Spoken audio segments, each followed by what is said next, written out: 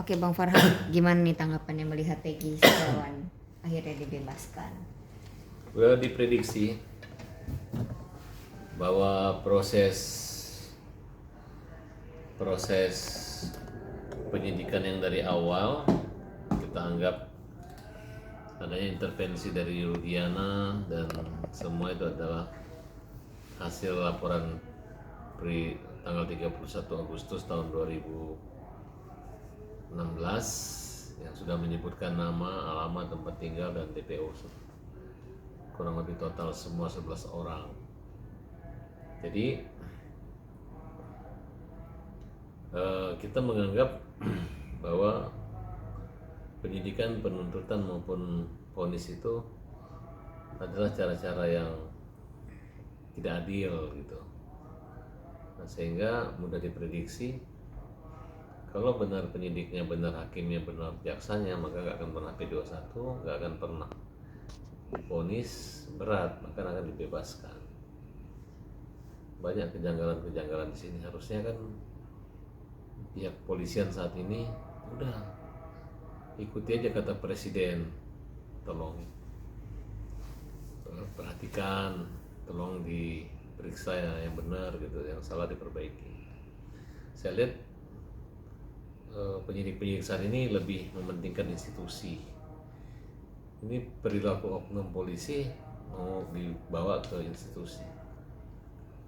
Dan anehnya juga pihak kepolisian tidak terlalu banyak, kurang gregetan untuk menyelesaikan persoalan ini gitu.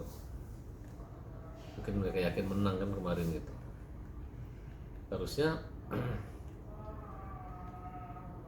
ambil resiko aja.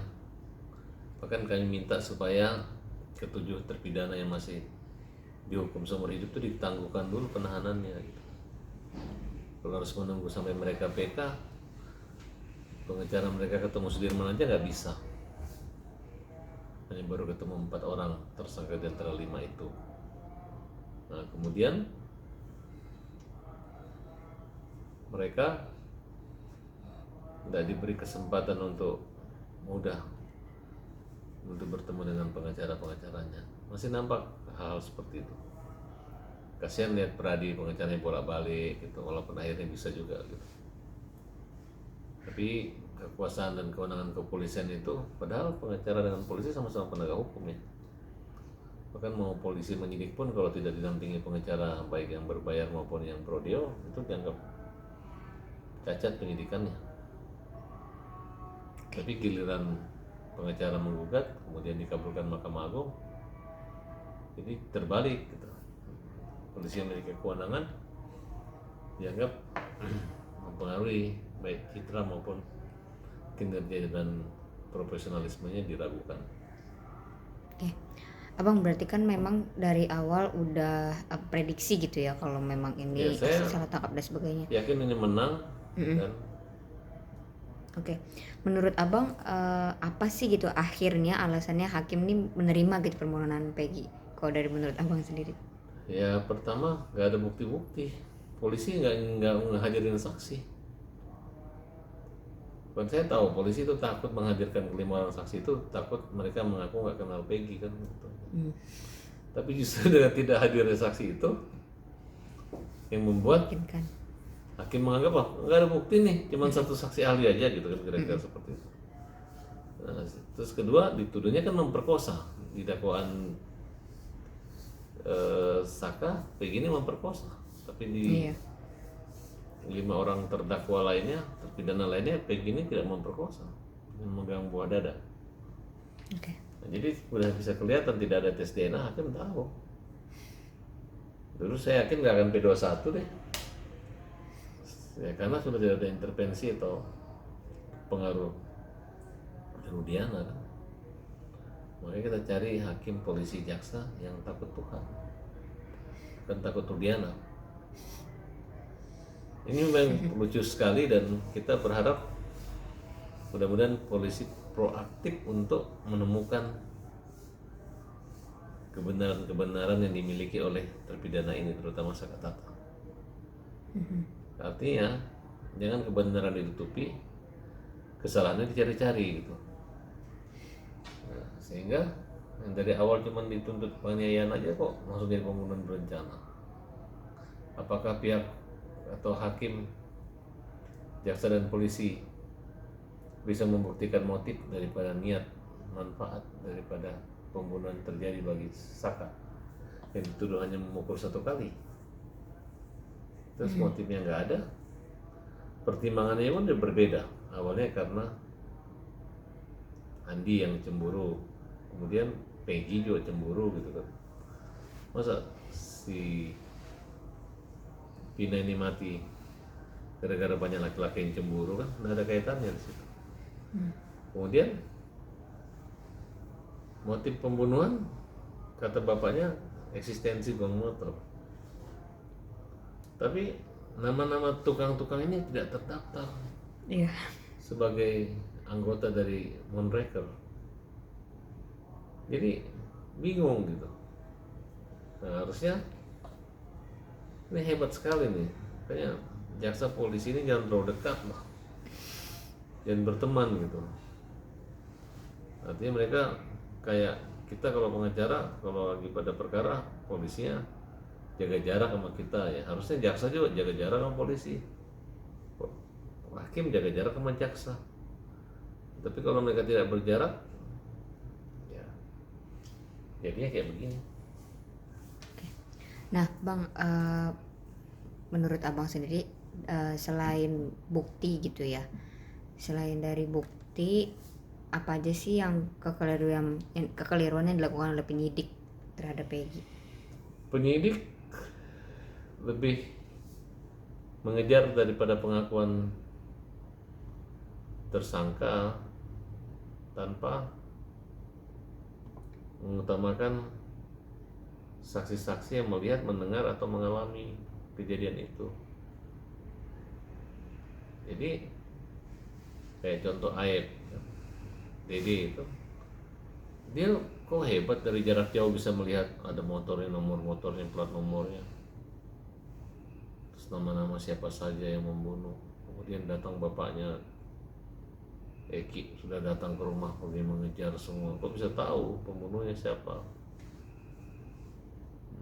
Sedangkan di KUHP kita itu kan hanya sebagai keterangan daripada tersangka, itu hanya sebagai keterangan aja, bukan yang dinilai masalah tersangka ini bohong. Nomor 2, dia bukan scientific crime investigation itu harusnya diutamakan dan sudah diakui oleh Kapolri. Polri dalam penyidikan ini tidak maksimal sehingga cenderung membuat dugaan dan prasangka masyarakat, dan terbukti kalau ketika diuji di pengadilan pra peradilan dikabulkan seluruh permohonan daripada Peggy dan pengacara. Karena itu harapan kita, apalagi mereka ini ya, udah kelihatan dari terkesannya masyarakat lawan polisi, padahal lawan kita adalah ketidakadilan, bukan polisi. Kalaupun ada polisi ya oknum. Ini mereka nunjuk lawyer sama, ngaku tim pencari fakta, padahal mereka ini kawan-kawan aja, satu ketua umumnya, satu sekjennya, satu ketua umumnya, satu sekjen, mereka doang, nggak kredibel. Tim pencari faktanya, fakta apa? Kalian ini tim pencari fakta TPF atau tim pencari Farhad? Saya perhatiin beberapa orang di sini selalu aja mencari-cari, ada pekerjaannya Farhad, ada di situ dia kan. Nah, jadi menurut saya apa sih? Terus kalau nuduh-nuduh orang, bekali dirimu dengan ilmu, dengan bukti. Kalau nuduh, contoh ada pengacara yang nuduh ini ngaku pakai nama Robi, tanya Robi nggak begitu ada memasukkan nick, siapa? Padahal sebenarnya yang ganti nick itu kan bapaknya Peggy kan. Ya. Bang Nah, Farhad, jadi mereka ditanya, ya bapaknya atau Robinya? Oh itu rahasia saya, oh itu penyidik, nggak nyambung gitu. Jadi betul-betul, bahkan mereka menentang bahwa PK pra peradilan Peggy akan ditolak di kawan, pasti 100% udah. menang ternyata kan. Ya udah tipi-tipi, nggak usah lagi undang-undang itu oknum-oknum lawyer yang nggak jelas itu, dan kita nanti kalau mereka ada kita nggak mau datang karena mereka itu hanya membuat menjadi kerikil-kerikil yang mengganggu tapi menguntungkan dia karena masuk TV. Mereka ini nggak peduli mau bodok, mau blow on kayak mau bolot, tetap aja mereka tampil kan gitu. Nah kemarin waktu lagi pra peradilan ini kan ada Profesor Suhandi yang didatengin sama pihak Peggy. Dia mematahkan semua apa ya bahasanya kayak logika-logika yang disampaikan sama Polda Jabar. Itu bisa jadi faktor juga nggak sih Bang yang bikin hakim percaya gitu kalau penyidik ini salah tangkap, salah prosedur penangkapan. Iya, Ya kalau misalnya tidak sah gitu tersangkanya. ya termasuk terhadap sidik jari itu kan memang Iya. kelihatan dalam perdebatan ketika menganalogikan polisi kan mengatakan kalau sidik jari harus pakai notaris, Iya. bagaimana SKCK harus pakai notaris? Oh, SKCK kan tidak sidang, kalau untuk ke persidangan lo harus pakai notaris kan kira-kira seperti itu. Itu kan hal-hal yang simpel sebenarnya, karena notaris itu adalah pejabat yang ditunjuk oleh negara untuk membuat satu akta sebagai bukti, sebagai saksi. Dia melihat karena dia disumpah, orangnya harus datang kan untuk menunjukkan sidik jari kan kira-kira. Nah, kalau saya tuh polisi terlalu menggampangkan aja, karena sekarang orang kan kritis. Kalaupun polisi punya kekuasaan, tapi kami punya netizen. Parat Abbas dan keadilan punya netizen yang nggak bisa kalian lawan gitu. Dan ternyata suara-suara netizen itu didengar Tuhan maksudnya. Melalui perantara hakim akhirnya dikabulkan, dimenangkan. Menurut saya sih harusnya sebelum kalau polisi tahu akan kalah dia terang-terangan aja fair, iya kami ada kesalahan, kami akan perbaiki bersama-sama. Kalau ini ngelawan, Lawan terus. ngelawan, ngejek. Bayangkan itu dakwaan kita itu ditolak tidak ada sedikit pun, kemudian diejek. Ya kan kelihatan itu kan. Harusnya ya kalau menang, kalau kalah kan malu gitu. Iya. Yang kedua jam terbang ya, jam terbang sidang juga harus dilihat itu. Karena di kepolisian itu kan saya nggak bilang apa ya, mungkin harusnya lo polisi ya pakai pengacara juga gitu, walaupun mereka punya pengacara sendiri kan. Misalnya itu nggak ada pakai pengacara luar. Kalau dulu zaman saya selalu dipakai untuk pengacara kepolisian, baik dalam hal menangani perkara kode audio maupun menangani pembelaan-pembelaan yang ada kaitan dengan anggota Polri. Oke. Bang, ini kan Peggy udah dibebasin nih. Nah, menurut Bang Farhat ada nggak sih kemungkinan polisinya nih akan tetap membuat Peggy jadi tersangka lagi gitu? Nanti dia ngikutin Ya, prosedur yang dari bagus, awal ini kan punya bukti-bukti gitu yang lebih kuat. Menurut ini Bang kan Farhat gimana? dulu aja sebelum tangkap Peggy aja pengadilan sudah dibuka, dibuat pertimbangan Peggy ini sebagai sosok yang bukan ilustrasi nyata kan. Dan ini memberatkan. Sedangkan Sakatata Liga Akbar aja mencabut kesaksian yang mengatakan diarahkan Rudiana seolah-olah ada melihat pengeroyokan ataupun lempar-lemparan, kejar-kejaran. Itu aja merubah kronologis kejadian peristiwa pidana. Apalagi yang namanya Peggy yang di dua tempat berbeda, satu pembunuh memperkosa, satu nggak memperkosa. Nah kemudian Peggy adalah peran utama, dia yang bawa motor, membawa mayat Vina kan. Nah, kemudian ada Dani, ada Andi. Nah, kalau itu memang sudah bebas ya, ini saat tepat kita untuk mengajukan peninjauan kembali. Dan saya yakin berpikir dua kali lah. Polisi harus menyadari bahwa dia tidak ada tes DNA pun kasus pemerkosaan, ya kan tidak punya, gitu. Bang, Pak Susno Duaji senior gitu ya, senior mantan Kabar Reskrim tuh sampai bilang Polda Jabar nih mundur aja gitu dari Kapolda Jabar sih lebih tepatnya, sebaiknya mundur gitu. Kalau Bang Farhat ngeliatnya gimana tanggapannya? Ya menurut saya sih kalau sudah kalah, sudah salah begitu ya mundur tidak usah lah gitu. Tapi menyadari kesalahan aja udah cukup. Artinya dia balik aja, tangkepin aja polisi-polisi yang kemarin bekerja tidak sesuai prosedur protap Mhm. di Kapolri atau dengan pendidikan ilmiah. Oke. Tapi kalau menurut Bang Farhat sendiri, kinerja Polda Jawa Barat dari 1 sampai 10 bisa di ranking nggak Bang? Versi Bang Farhat. Oh, banyak juga sih Penyidiknya. berhasil. Salah satunya kasus yang di Subang kan itu berhasil.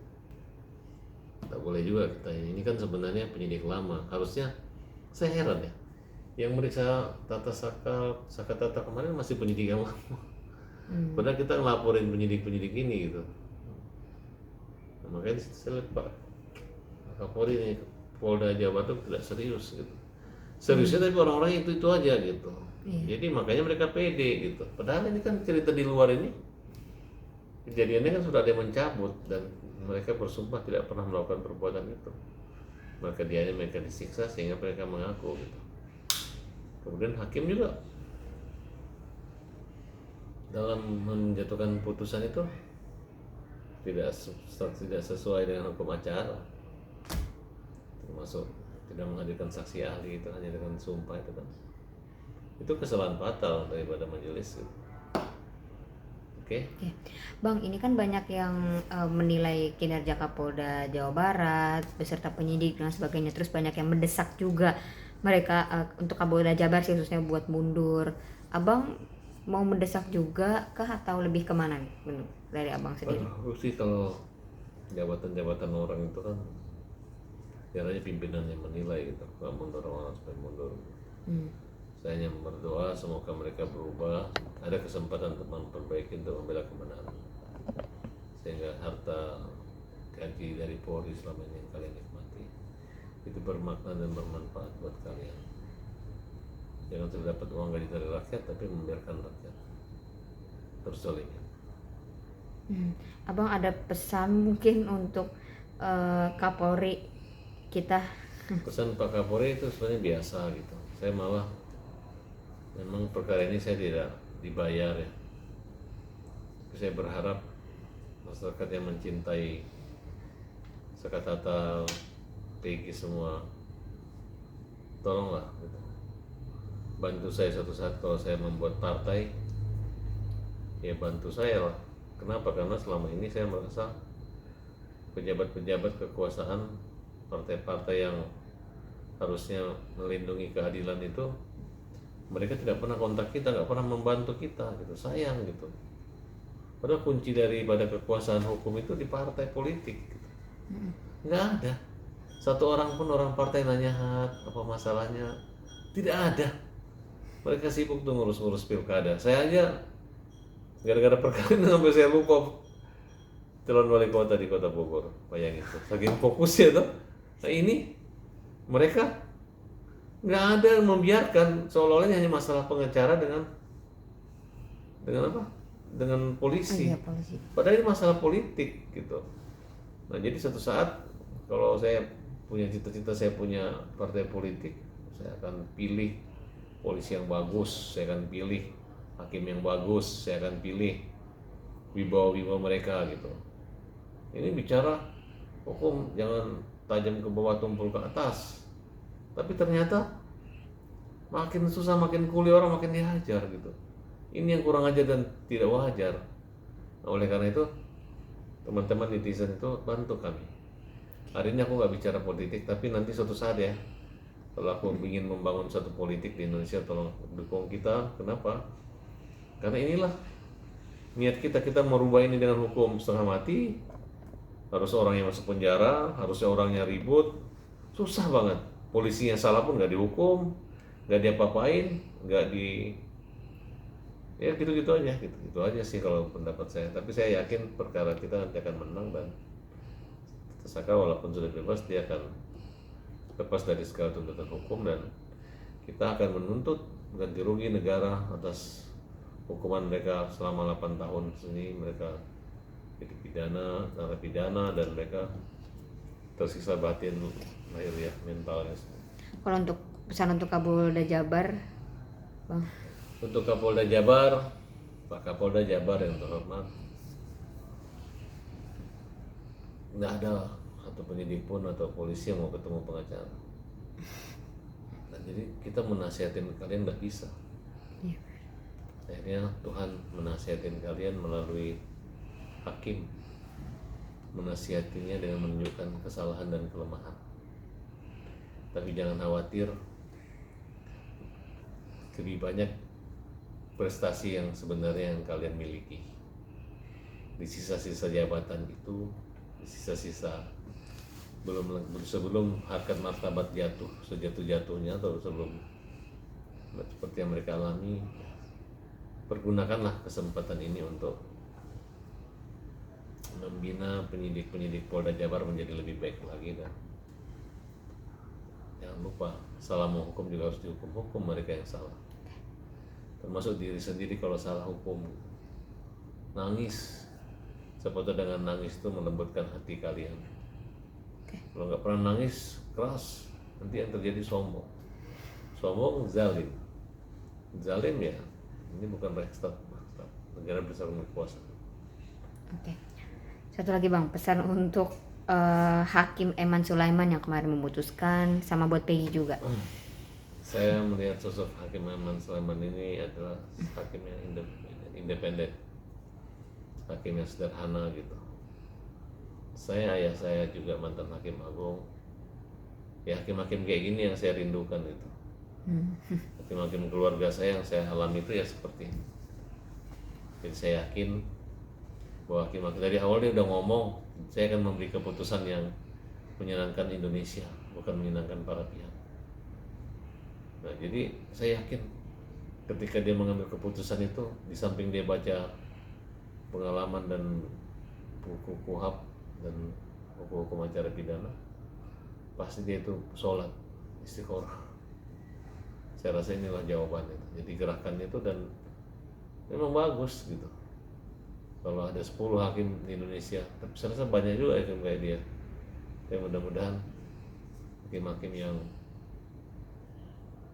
kayak lalu mutus yang seperti itu, mudah-mudahan diberi hidayah untuk berubah. Terima kasih. Oke.